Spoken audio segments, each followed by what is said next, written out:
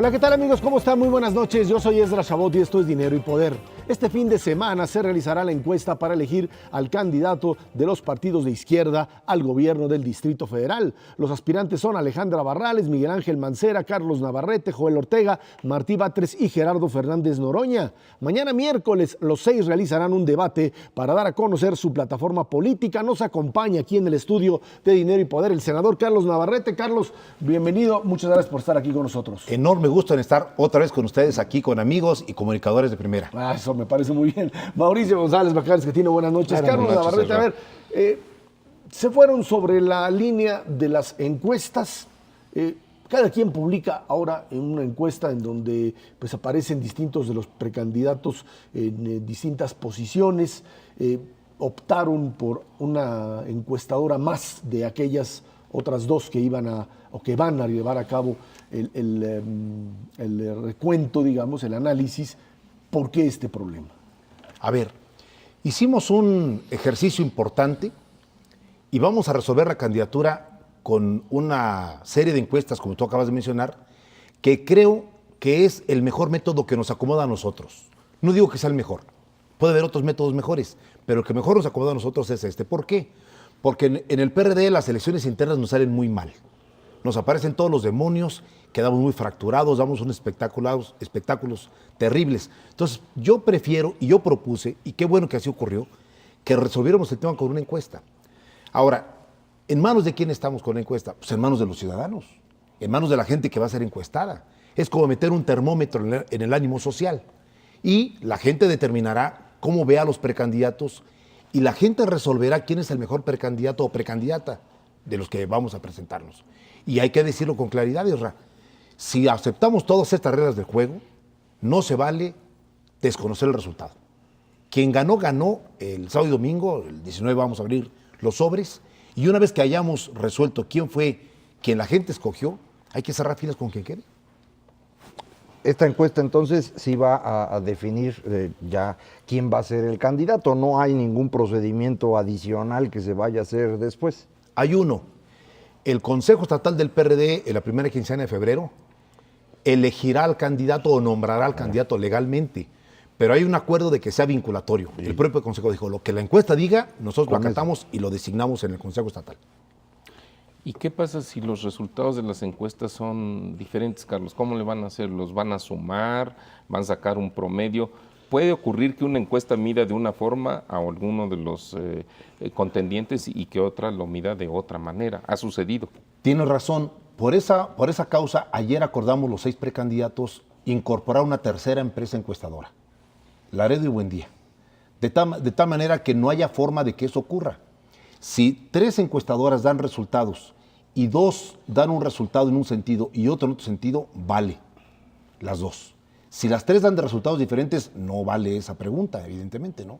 Son 5 preguntas las que vamos a hacer, están consensadas. Ahorita están nuestros técnicos evaluando esto con las encuestadoras y estamos listos para hoy domingo. Carlos, cuando aparecen estos precandidatos, los 3 que se dice, los 3 fuertes en este momento, que serían Alejandra Barrales, Carlos Navarrete, Miguel Ángel Mancera, después de la declinación de Mario Delgado, se dice que cada uno representa en principio a una corriente. Alejandra Barrales como parte de la línea López Obrador, Carlos Navarrete, Nueva Izquierda, Miguel Ángel Mancera, Marcelo Ebrard. Quizá no sea tan cuadrado, tan en esa línea, pero parecería que el juego se mueve otra vez en la estructura de corrientes. ¿Es así o me equivoco?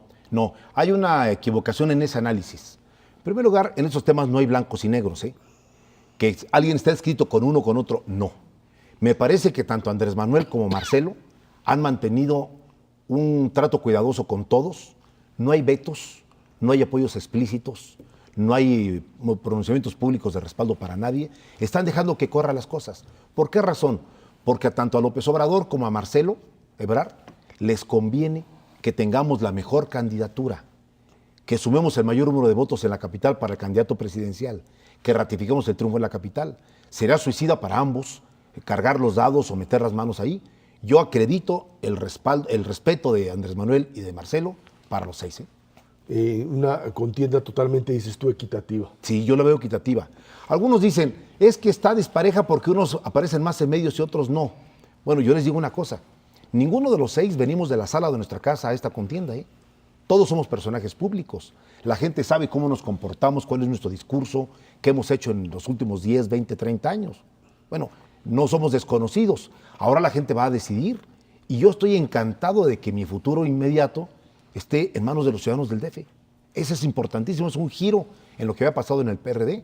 No estamos resolviéndolo en una encerrona partidaria, ni en una elección interna, ni en un acuerdo popular. Le estamos preguntando a la gente. Una izquierda como la que está en el poder en el Distrito Federal desde el 97 se desgasta, por un lado.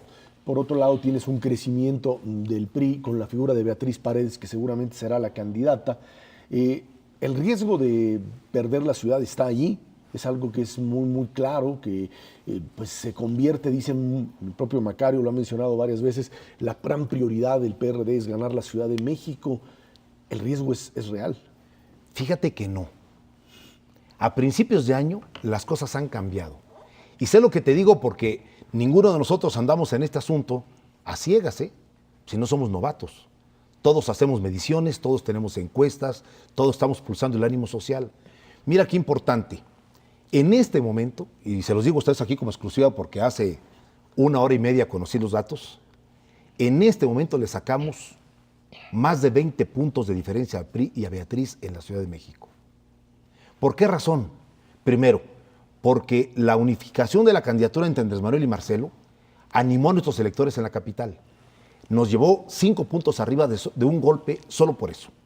El proceso que estamos cuidando ahora va tan bien, para sorpresa de propios y extraños.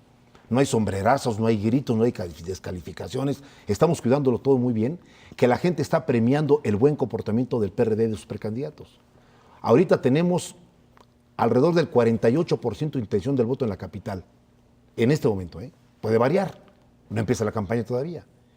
El PRI no llega ni al 30%. Entonces, no veo ninguna posibilidad de que Beatriz Paredes nos gane una elección. Vamos a derrotarla contundentemente con el que salga como candidato del PRD. Para competir, para ganar la elección, que yo sigo pensando es muy importante para el PRD, no basta con la candidatura, se necesita un equipo detrás. ¿Con quiénes estás pensando, senador, acompañarte en este gran esfuerzo? Primera definición, Macario. Si a mí los ciudadanos me dan la candidatura al PRD, convocaré al resto de los aspirantes a incorporarse a mi comité de campaña, los que acepten, por supuesto. Quizá algunos no acepten, no importa. Segundo, voy a convocar una gran coalición partidaria y social. Que la coalición partidaria se convierta en coalición de gobierno y que muchas organizaciones de la sociedad de la capital del país se suben a mi campaña, sean invitados para que sean parte del gobierno, porque aspiro a que el gobierno a partir de diciembre del 2012 sea el gobierno de los mejores, unos partidarios y otros ciudadanos sin partido, pero los mejores para enfrentar los retos de la capital. Carlos, tú has mencionado en algún momento que los buenos políticos son los que resuelven los problemas. Así es. ¿Cuáles son los 3 problemas en los que te concentrarías en el DF en caso de resultar ganador de la contienda? Serían más, pero te sintetizo los 3. El primero, el tema de la seguridad. Si bien es cierto, en la capital del país no tenemos a los narcos actuando, no tenemos enfrentamientos entre el ejército y los narcotraficantes en Paso de la Reforma, no tenemos un asentamiento de los cárteles de la droga y hemos atajado el de que esto no ocurra, no puedo ignorar que hay una multitud de delitos de bajo impacto, pero muy numerosos. Extensa.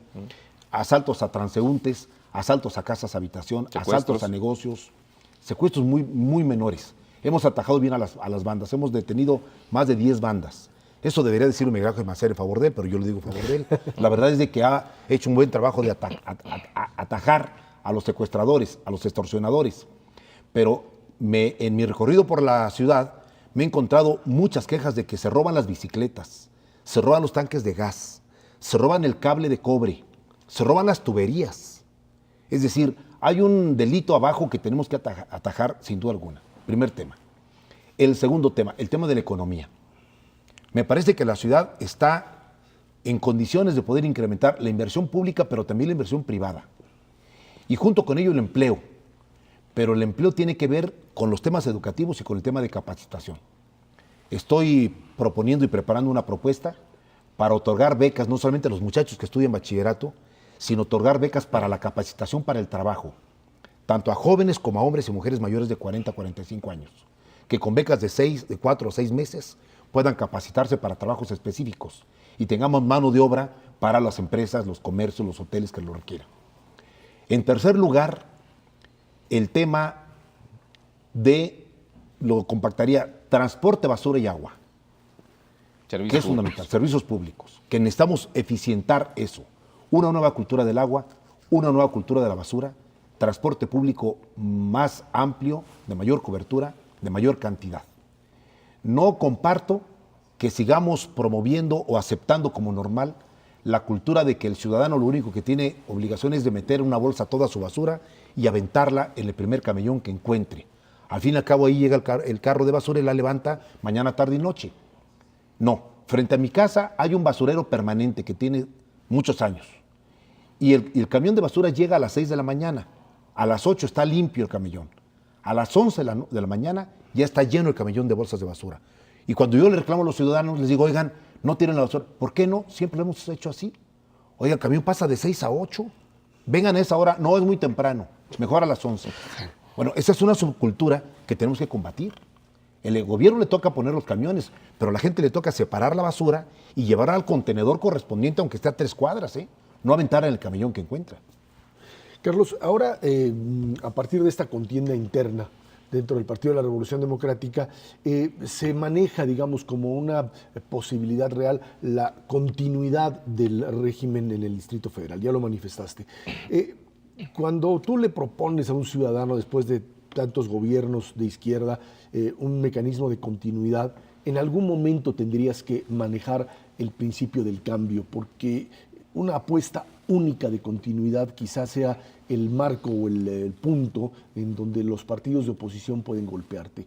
¿Dónde estaría el cambio en la administración, Carlos Navarro? No debiera decírtelo, pero te lo voy a decir. Voy a adelantarte mi eslogan en la campaña. A ver. Sigamos con el cambio en la ciudad. Sigamos con el cambio en la ciudad. A ver si no me lo piratea alguno de mis compañeros, pero no importa. ¿Se trata de qué? De mandar un mensaje a la ciudadanía de que ciertas políticas hay que profundizarlas y mantenerlas, porque han sido correctas. Pero todo gobierno presupone innovación y modificaciones. Yo, como no he sido parte del gobierno en 15 años, no tengo por qué defender al 100% lo que hemos hecho. Defenderé lo que hemos hecho bien, pero cambiaré muchas cosas más y le pondré un sello personal al gobierno. Hay que cambiar varias cosas y hacer cosas que no hemos hecho, sin duda alguna. Esta estructura de clientelar que todavía maneja el PRD en la Ciudad de México es algo que hay que cambiar. Sí, y solamente se puede cambiar y modificar dándole más poder a los ciudadanos y no solamente a las organizaciones.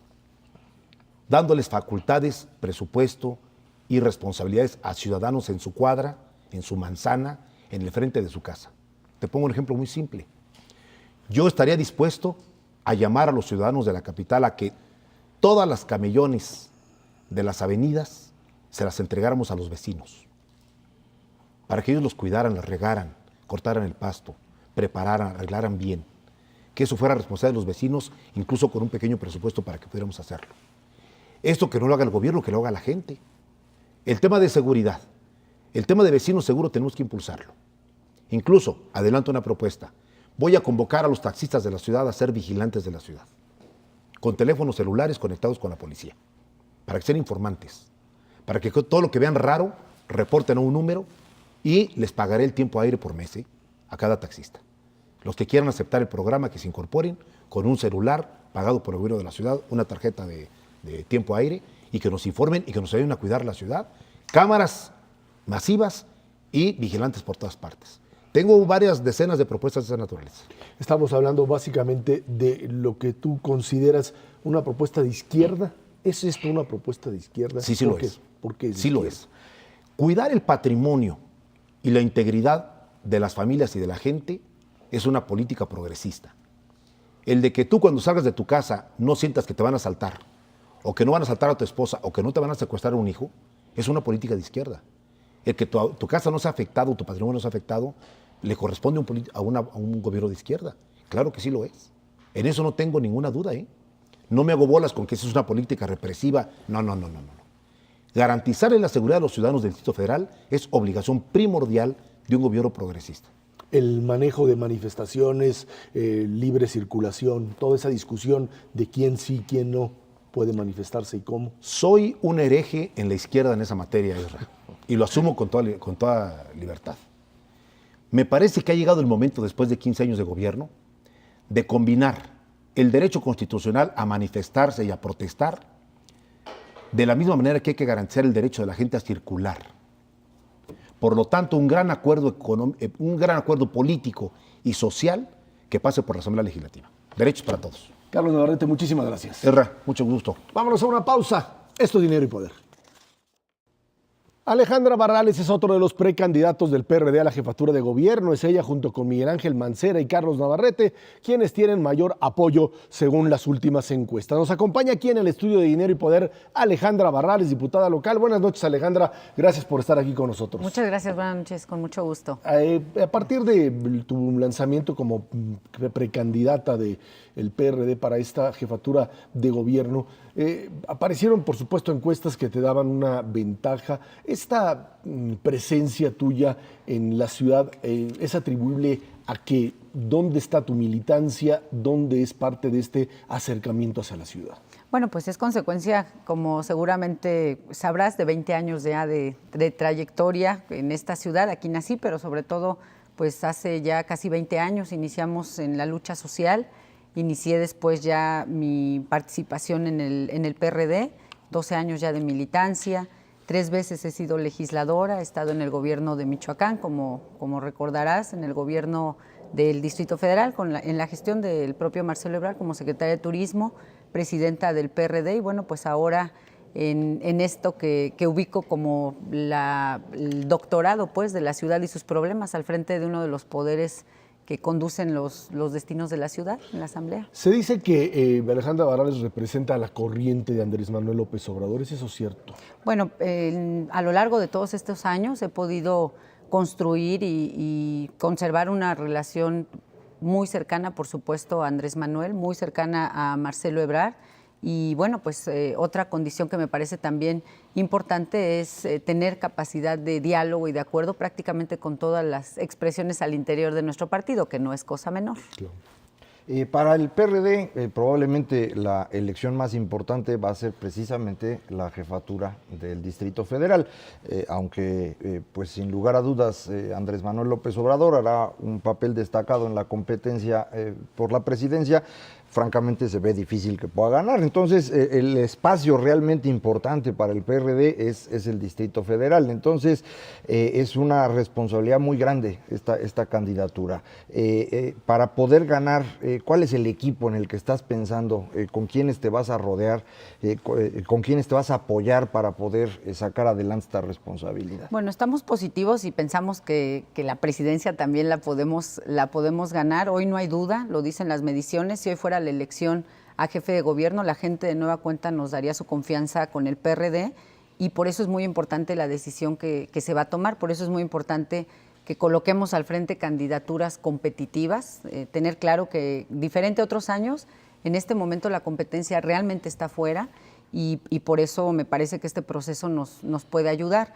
La otra parte importante es con quiénes vamos a sacar adelante los problemas de la gente. Yo no solamente hablaría de lo que haría a futuro, sino de lo que hoy he construido. Hoy hay una propuesta que yo estoy poniendo a consideración de la gente, que es la única propuesta que surge como consecuencia de un diagnóstico que realiza la academia, investigadores, que son sectores de la sociedad civil organizados, ingenieros, arquitectos y lo más importante, ciudadanos, que proponen cuál debe ser el rumbo de la ciudad para los próximos años. Y bueno, pues es la misma dinámica que estaríamos planteando.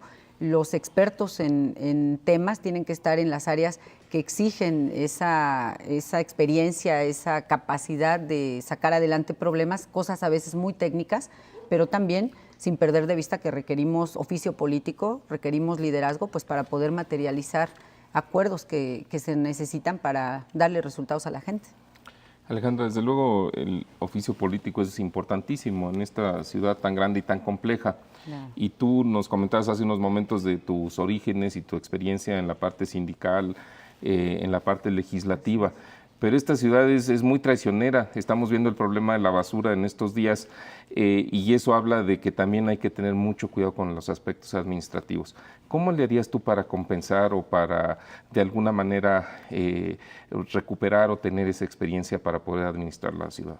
Bueno, más que un asunto a futuro, es prácticamente lo que hemos venido haciendo. Decía yo hace un momento que la Asamblea es como un doctorado de los problemas de la ciudad y sus soluciones, y esto te lleva a conocer prácticamente este mosaico efectivamente de problemáticas y de visiones que convivimos en la ciudad, lo que necesita y lo que propone la gente, por ejemplo, del poniente de la ciudad, que tenemos un salario promedio mensual de 8,000 pesos, mientras en el lado oriente tenemos salarios o familias pues que viven con 1,300 pesos mensuales. ¿Cómo entiendes la problemática de uno, de otro? Y la propuesta que estamos haciendo es que los expertos que ya nos han demostrado técnicamente, económicamente, administrativamente lo que necesita la ciudad en los próximos años, que se convierta en nuestro rumbo, que no sea la propuesta o la visión de Alejandra o de un partido, sino lo que técnicamente está demostrado que se requiere, y eso es lo que estoy proponiendo en algo que he denominado el Plan 2012 y que estoy poniendo a consideración de la ciudadanía. Alejandra, el hecho de que en términos de género una mujer aparezca como candidata ya o precandidata, ya estamos viendo en otros partidos este fenómeno, ¿es algo que dentro del PRD tiene algún peso? Bueno, por supuesto que nuestro partido ha sido promotor de los derechos de las mujeres. Personalmente he trabajado para que ser mujer por ningún motivo sea una desventaja. Y bueno, pues hay ejemplos de que las mujeres lo estamos haciendo bien, el trabajo político al frente de responsabilidades tan grandes como conducir una ciudad, un país. Y bueno, pues ahí está, por ejemplo, en Argentina, una mujer es la que está sacando de la crisis a todo un país. En Chile algo muy similar y recientemente, bueno, pues en Brasil es también a una mujer a la que se le da la confianza para convertir o consolidar prácticamente el desarrollo de Brasil, y yo estoy convencida que en esta ciudad las mujeres hemos demostrado capacidad, hemos demostrado carácter para sacar adelante también esta tarea. ¿Por qué no pensar que en la ciudad también le podemos hacer mucho bien las mujeres? Alejandra Barrales, cuando se habla de la Ciudad de México, es una ciudad que desde 1997 ha sido gobernada por la izquierda, por el PRD, Cuauhtémoc Cárdenas, la figura incluso de Rosario Robles, el propio Andrés Manuel López Obrador y Marcelo Ebrard. Dicen el poder desgasta. ¿Cómo plantear una propuesta de, por un lado, cambio y al mismo tiempo continuidad con un mismo proyecto de izquierda? Es muy interesante lo que hoy la gente está percibiendo de esos 15 años casi ya de gobierno progresista, y efectivamente hay un desgaste natural, pero también al mismo tiempo nadie pone en duda que nuestra mejor carta de presentación pues es lo que hemos hecho aquí en el Distrito Federal. Diferente a lo que sucedía en otros años, hemos logrado a través de este tiempo pues que lo que se ubicaba antes como la ciudad más contaminada, de las más contaminadas incluso del mundo, pues hoy esté ubicada en una ciudad que ha avanzado en cuidado del medio ambiente, lo mismo en términos de seguridad, y bueno, podría dar una lista amplia. Somos hoy por hoy la red más grande de derechos sociales, no solo del país, sino de América Latina, y esto nos permite volver a buscar con toda la autoridad que eso representa, la confianza de la gente. Yo lo he dicho, aquí no hay cheque en blanco, pero nuestra mejor apuesta es la inteligencia de los capitalinos. Aquí la gente se informa, participa y la gente sabe lo que le conviene. Pensando precisamente en lo que ha hecho el PRD en su gobierno en el Distrito Federal y en estos equipos de expertos en los que piensas apoyarte, ¿cuáles serían, así a grandes rasgos, los 3 temas que crees fundamentales para el Distrito Federal en los próximos años? Bueno, sin duda tenemos que hablar de manera obligada de generación de empleo. Es el inicio del círculo que yo ubico virtuoso. A partir de eso se pueden detonar mucho avance, y esta ciudad, bueno, pues necesitamos generar 200,000 empleos al año para poder atemperar un poquito el tema del desempleo. No hemos logrado eso, hemos venido generando, en el mejor de los casos, arriba de los 100,000 empleos anuales.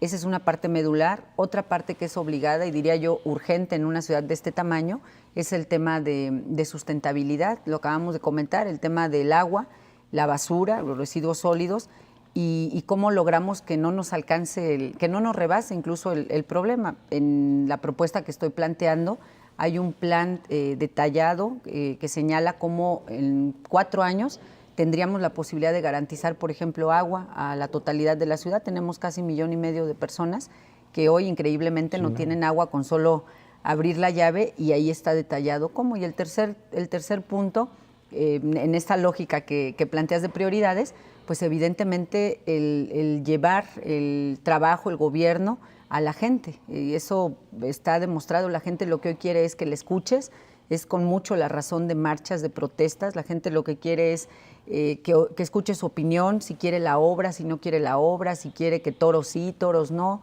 ¿Cómo hacemos para que la gente no tenga que gritar, que protestar, para que te ubiques cercano y puedas entender su problemática? Quizá hay otro tema que preocupa mucho a la gente, no solamente a nivel nacional, sino particularmente también aquí en el DF, que es el tema de la inseguridad.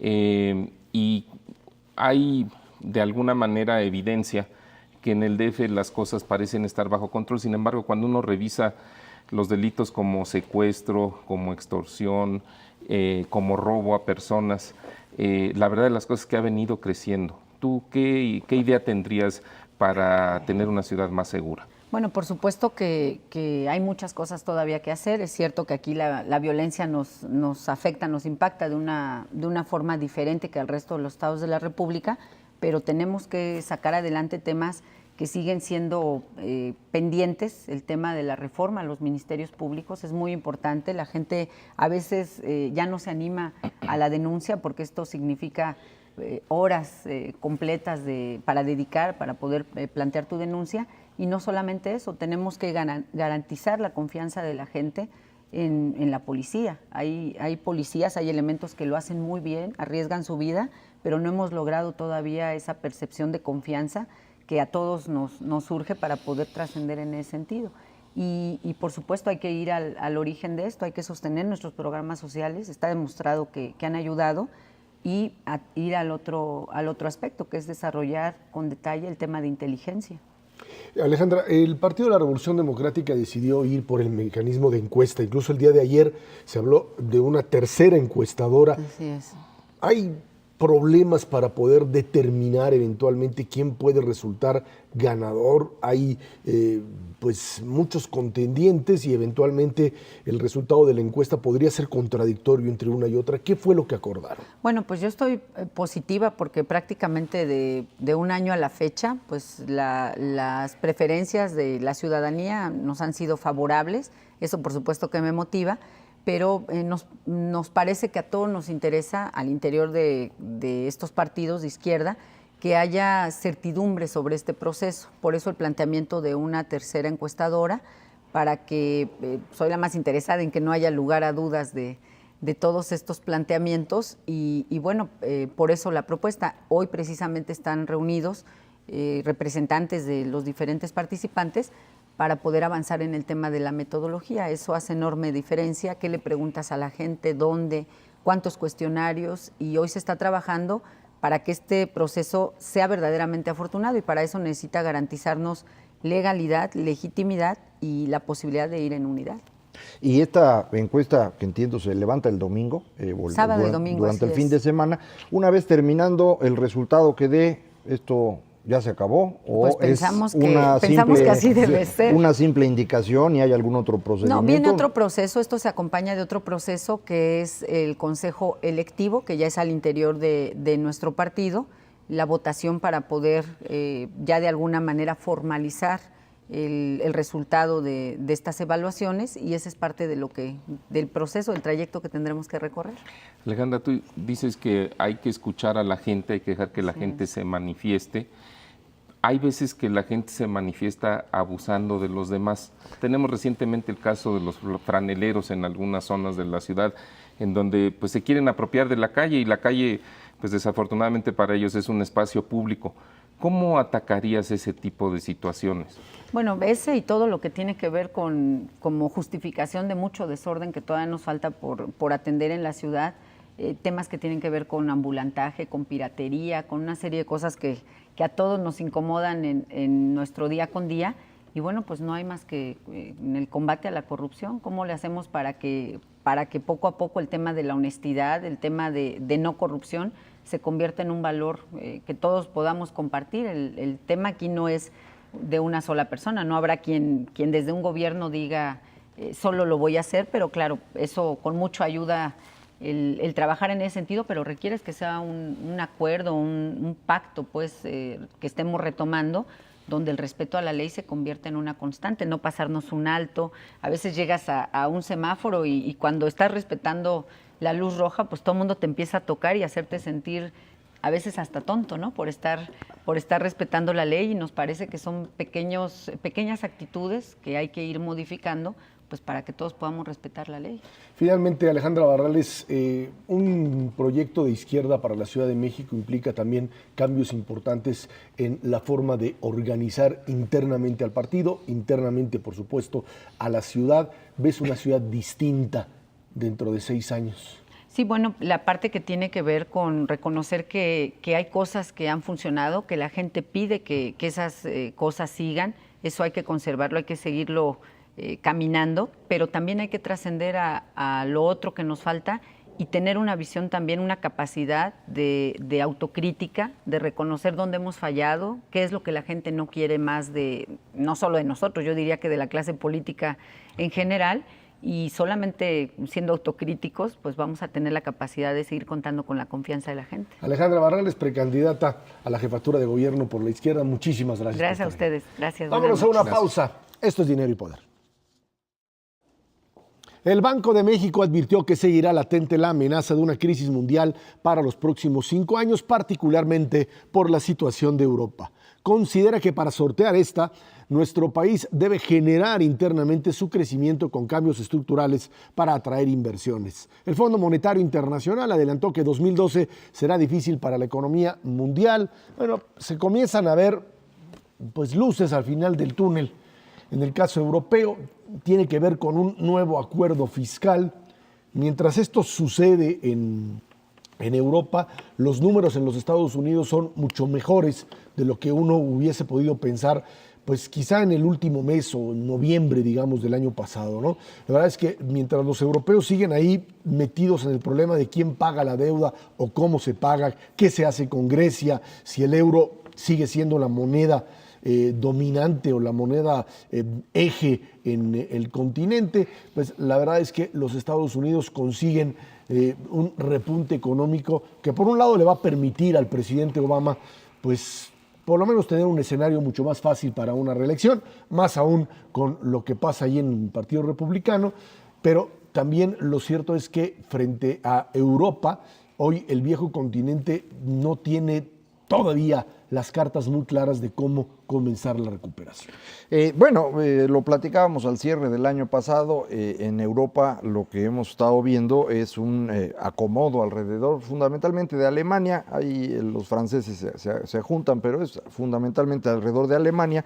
Y lo que ha estado intentando hacer la canciller Merkel es no reducir tanto la presión sobre los países que tienen que ordenarse, pues, para evitar que no lo hagan.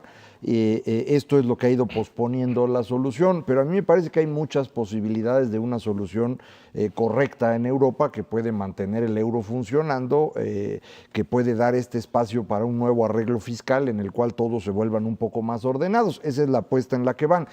Hay, sin embargo, la posibilidad de que esto se les venga abajo, que no logren administrar los tiempos adecuadamente, y esa sería la catástrofe de la que en algún momento habló el gobernador del Banco de México. Dijo, puede haber la probabilidad de una situación catastrófica en Europa. Sí, esa probabilidad existe, pero en mi opinión no es la más grande. Es más probable para mí que logren en Europa ir arreglando sus asuntos, y esto, bueno, pues permita un año pues razonablemente bueno en materia económica. Yo estaba preocupado al cierre del año pasado, y lo sigo estando hoy, más con países como la India, Brasil y China, que han estado frenando su actividad económica, que preocupado por Europa o los Estados Unidos, que estos pues estaban mal y no creo que vayan a empeorar, van a irse moviendo de manera pues lenta, pero me parece que positiva. Yo creo que ese es un escenario para nosotros razonablemente favorable, Ezra. Es algo que trató de destacar, pero me parece que no lo logró completamente el gobernador Agustín Carstensen en las presentaciones que ha hecho recientemente en estos días. Y creo que se ha enfocado de mala forma algo de lo que él mencionó. Él mencionó que la economía mexicana podrá crecer este año entre un 3 y 4%, y ahí es donde están las estimaciones pues prácticamente de la totalidad de los analistas de México y del exterior respecto a nuestro país. Hablaba Carstens de que probablemente se generen 500 o 600 mil empleos nuevos, y en eso pues dio la impresión de que iba a ser un mal año para la economía mexicana. Esa es más o menos la cifra que se generó el año pasado. Es más, yo creo que su estimación es quizá un poco optimista. Probablemente no se va a llegar a esa cifra de empleo nuevo, lo que no hace de este 2012 un gran año económico o una buena perspectiva económica, pero puede ser un año muy, muy similar al anterior. Hay que mantener la inflación bajo control.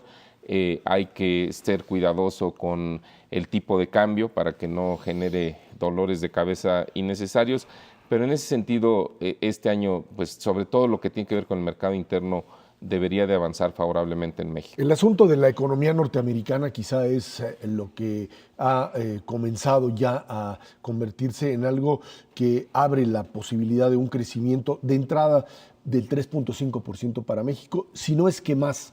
En la actual perspectiva hay una recuperación de lo que podríamos llamar el empleo manufacturero. La caída del desempleo en Estados Unidos es un dato muy importante. Se había dado un proceso de recuperación en la Unión Americana sin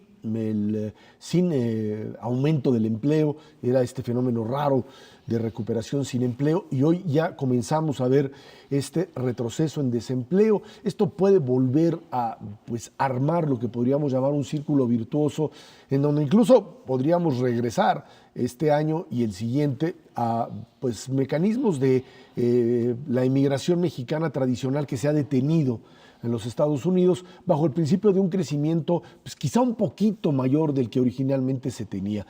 Hay que recordar que los Estados Unidos tienen que resolver su problema interno de deuda, que sigue siendo, muchos lo siguen llamando una bomba de tiempo, si no se resuelve, pero la verdad es que para un año electoral en Estados Unidos y después de lo que se vivió en 2009, este 2012 aparece como un año en donde la fuerza de la economía norteamericana puede hacer la gran diferencia frente a lo que pasa en Europa y lo que decía Macario, economías emergentes ligadas a Asia, como el caso de los BRICS, que simplemente no repuntan, ¿no? Sí, no están teniendo un buen año. De hecho, el Financial Times sacaba un artículo muy interesante, cómo durante 2011 las acciones en los mercados de los países BRIC resultaron pésimas, mientras que las acciones en los mercados europeos no le fue tan mal. Entonces, a pesar de que todos estamos viendo o nos imaginamos que los BRIC les va muy bien y a Europa le va mal, pues lo que indican los mercados de valor es exactamente lo contrario. No necesariamente estos países emergentes están todavía en condiciones de tener una dinámica propia. Entonces, cuando sus clientes les dejan de comprar, sí se les complica mucho la vida, y eso es lo que ha estado ocurriendo. En Estados Unidos, esta recuperación de su economía, que no va a ser espectacular, va a ser suave, pero comparado con lo que se esperaba, que era una nueva contracción, pues es una muy buena noticia. No creo que alcance para volver a mover a muchos mexicanos hacia Estados Unidos. Hay varias razones que habían estado interviniendo en la reducción de migración de México. Una de ellas muy importante es que aquí se están generando empleos que no están tan mal pagados. Ya la diferencia, la brecha salarial entre trabajar en México y en Estados Unidos, para muchos mexicanos ya no conviene irse, porque la diferencia no es tan grande. En lugar de ser 10-1 como lo era en los años 50 o 60, la diferencia ahora es 3-1 y no consigue uno las mismas tortillas y los mismos frijoles. O sea, no es lo mismo. Entonces, mucha gente empezó a dejar de emigrar precisamente por eso, y yo esperaría que, reitero, durante este año la economía mexicana tenga un comportamiento bastante razonable, parecido al del año que acaba de terminar, que no es así como para estar festejando, pero tampoco es un mal año, ¿no? Ahora, no hay que quitar el dedo del renglón respecto, sobre todo, yo diría, la economía de los Estados Unidos. China e India, sobre todo China, que es la segunda economía del mundo en cuanto a tamaño, efectivamente se está desacelerando. Hay quien menciona que hay una burbuja inmobiliaria similar a la que se dio en los Estados Unidos por ahí del 2007-2008. y que si esa burbuja revienta, o sea, si los precios de los bienes raíces de las casas en China empiezan a descender, los bancos de China van a entrar a problemas como lo hicieron en Estados Unidos y eso obligaría al gobierno chino a adoptar políticas restrictivas. Si eso sucede, quizá el país más afectado sería Brasil, porque es el principal proveedor de China. A nosotros afortunadamente no nos pega tanto directamente, pero sí indirectamente, porque sí hay un vínculo China-Estados Unidos que no hay que descuidar. Es algo que no ha estado en la mira en años anteriores y yo creo que es donde deberíamos de ir enfocando nuestras baterías de análisis para ver qué sucede en esa relación China-Estados Unidos y el triángulo con México. Bueno, finalmente lo cierto es que la economía norteamericana tendrá un año bueno 2012 y en ese sentido México en un año electoral también tendrá la posibilidad de mantener, o sea, hacer del tema económico un tema pues, que estará ahí, por supuesto, en la lucha electoral, pero no será algo que determine, no será como en el 2009 que pues terminó por afectar seriamente al resultado electoral cuando la recesión y la pérdida de empleos pues fue verdaderamente enorme. Vámonos a una pausa y de regreso le platicamos inflación en México, un cierre pues bastante bueno a pesar de los repuntes de fin de año. Esto es Dinero y Poder.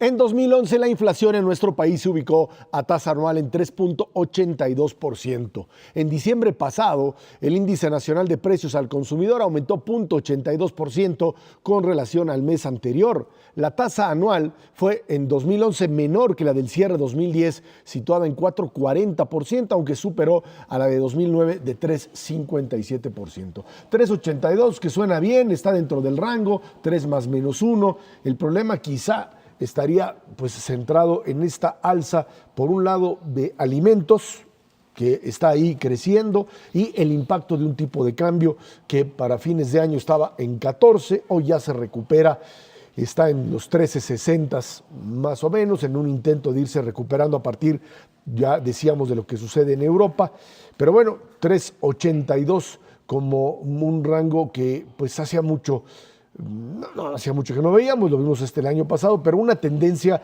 que pues ya nos hace comparables con las propias economías industrializadas, ¿no? Sí, por ejemplo, en los últimos 10 años, la mitad de esos 10 años, 5, hemos tenido la inflación dentro del rango establecido por el banco, entre 3 y 4%.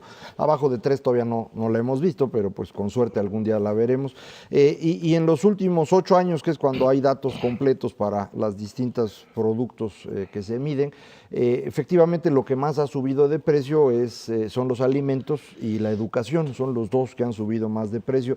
Lo de los alimentos tiene mucho que ver con el mercado internacional. Hay que recordar que entre 2006 y 2008 se nos fue el precio del maíz, en menor medida el trigo, el arroz fue espantoso, subió 10 veces de precio, el aceite le pasó más o menos lo mismo. Luego empezaron a bajar cuando vino la contracción general de la economía global.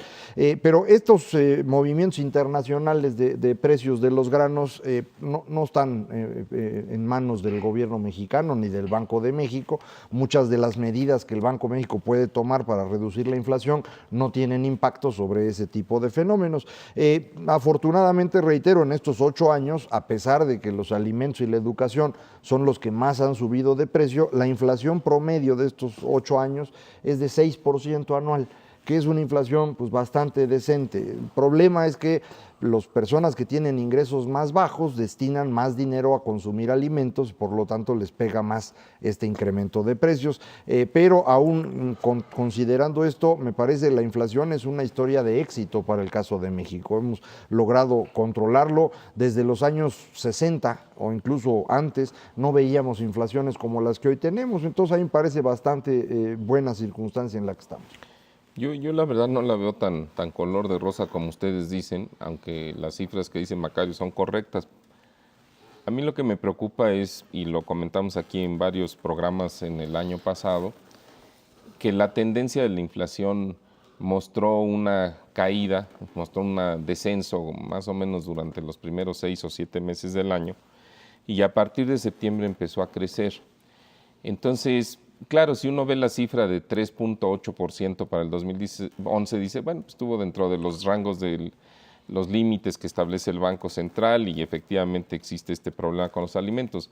La gran pregunta, yo creo, es si va a continuar su tendencia al alza. Y ahí habría que analizar realmente cuáles son los factores o los fenómenos que están detrás de esa alza. Uno es el precio de los alimentos, pero si uno se da cuenta, por ejemplo, en la inflación del mes de diciembre, también subió bastante el transporte. Fueron los dos renglones que más crecieron. Alimentos creció 6% a tasa anual, transporte creció 5% a tasa anual. Y como bien dice Macario, entre transporte y alimentos estás hablando del 50-60% del gasto familiar. Claro. Entonces, a la gente que le subieron el salario, en el mejor de los casos, un 4%, pues la verdad es que ya salió perdiendo. Por otro lado, está el efecto del tipo de cambio. Es cierto que ha aflojado la paridad en los últimos 2 o 3 días, pero si aún una paridad peso-dólar de 13.60, arriba de 13, pues es un incremento significativo respecto a lo que se tenía en el 2010 o principios del 2011. Y en ese sentido, uno podría pensar que sí está habiendo una transmisión de un encarecimiento de los precios debido a la paridad, y que eso, aunado a lo que decíamos hace rato de que la economía mexicana, la demanda de todo tipo de bienes y servicios puede crecer, pues puede hacer que la inflación se acelere un poco más, ¿no? Entonces yo creo que ahí es donde hay que estar cautos, porque si los salarios no empatan por lo menos a la inflación, entonces no va a haber el combustible necesario para que el mercado interno crezca. Ahora, esta situación que se tiene relativamente controlada de inflación, puede seguir generando durante este 2012, si se cree que se puede llegar a un igual 3.5% de crecimiento con 3.5% de inflación probablemente, este crecimiento de la economía y aumento de salarios reales. Hemos tenido un aumento pequeño pero constante del salario real. En este análisis que haces tú, Mauricio, de caída de lo que sería pues, la capacidad de compra de estos sectores, ¿podría uno pensar que si ya estamos entrando, a pesar de esta inflación controlada, en un modelo en donde este año o el año pasado habríamos ya caído en términos de la capacidad de compra? Sí, así es, porque el año pasado, tomemos la cifra que se acaba de publicar ayer, 3.8% de crecimiento de precios según el índice de precios al consumidor. Pero cuando uno ve los componentes y decíamos, alimentos tienen una inflación del 6%, transporte del 5%, y ambos pesan la mitad de tu gasto familiar, pues si a ti te subieron el sueldo 3,5%, 4%, ya no tuviste una ganancia de poder de compra de ese sueldo. Tienes, a pesar de que Macario creo que no está de acuerdo, es una aritmética.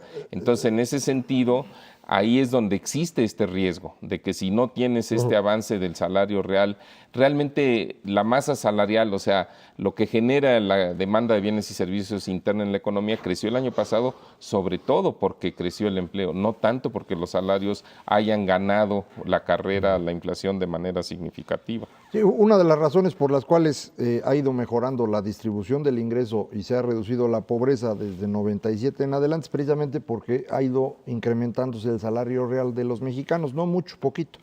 Y es precisamente por lo que ahorita dice Mauricio, si la inflación fue 3.8 y tu aumento salarial fue de 4, pues aumentaste 0.2. Ahora depende qué es lo que estás consumiendo. Si tú consumes mucho más alimentos de lo que es el promedio del índice de precio al consumidor, pues entonces estarías perdiendo capacidad adquisitiva. Que es la mayoría de los mexicanos. No, ahí es donde viene la parte interesante del asunto. Lo que está ocurriendo, según puede inferirse por lo que dice el censo, es que los mexicanos están aprovechando que los precios están más bajos en otras cosas y están dejando de comer para tener otras cosas. Suena un poco extraño, pero no. Si uno ve lo que ha ocurrido, el 91% de las viviendas en México tiene televisión y pues un porcentaje, probablemente el 80% de las viviendas en México tiene teléfono celular, porque los celulares no solo no han subido de precio, han bajado de precio. año tras año. Entonces, lo que está ocurriendo es que pues, los mexicanos, como todos los demás seres humanos, reaccionan a incentivos y entonces están consumiendo otros bienes, lo cual permite que puedan tener cada vez un poquito más de capacidad de compra. Lo interesante es que eso ya no les alcanza para comprar, por ejemplo, la canasta básica con la cual se mide la pobreza alimentaria. En lugar de comprar el porcentaje o la cantidad de gramos de carne que hay que comprar, pues compran menos. Entonces están en pobreza alimentaria y al mismo tiempo tienen televisión y celular.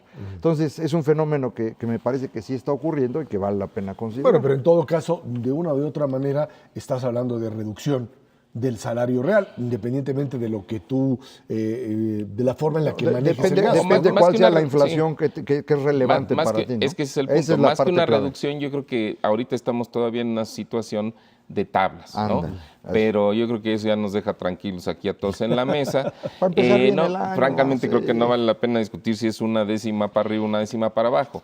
El peligro es hacia adelante, no es hacia atrás. Así El es. peligro es que efectivamente si sigue el comportamiento del costo del transporte, de los alimentos, de la educación, también mencionaba Macario, sí hay ese riesgo, ¿ves? Y entonces eso te puede actuar como un freno para la demanda de bienes y servicios, porque es un problema general, ya no es un problema de sustitución solamente, ¿no? De que la gente no come pero ve televisión.